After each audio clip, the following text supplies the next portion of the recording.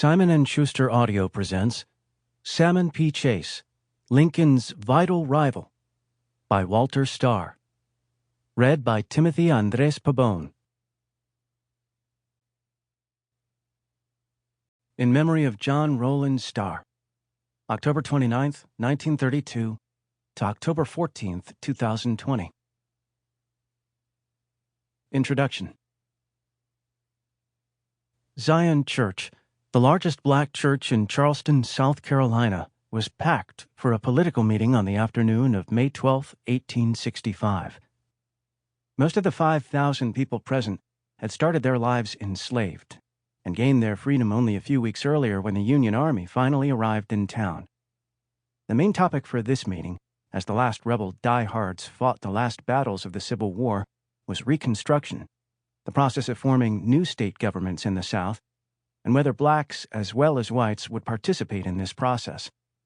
The afternoon's first speaker, a white Union general, said that blacks had earned the right to vote through their service during the war. The remarks of the second speaker, a black Army major, were interrupted by the arrival of the Chief Justice of the United States. The black crowd stood and cheered, and the military band played Hail to the Chief as Chief Justice Salmon Portland Chase walked down the aisle and up to the platform. More than anyone else, he looked the great man, one of his friends recalled. 6 feet tall, solid, strong, clean-shaven, nearing 60. The crowd cheered Chase not because of his work on the Supreme Court — he had been Chief Justice only for a few months — or because of his work as Treasury Secretary during the Civil War, although some called him Old Greenbacks for his role in creating the new green paper currency. No. The black Charleston crowd cheered because Chase was known as a lawyer who had defended fugitive slaves and a leader who, in his various government roles, had always argued against slavery and in favor of black rights. Chase did not disappoint his audience.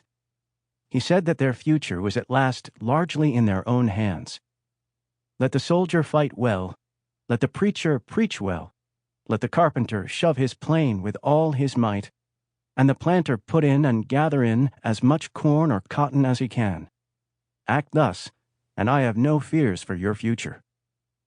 He told them that he had been speaking for black voting rights for 20 years, since a similar speech in Cincinnati, Ohio, but he cautioned that mere speeches did not have much effect, for in spite of his efforts, blacks still could not vote in Ohio.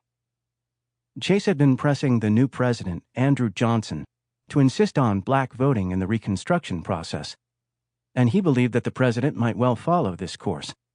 If there Sample complete. Ready to continue?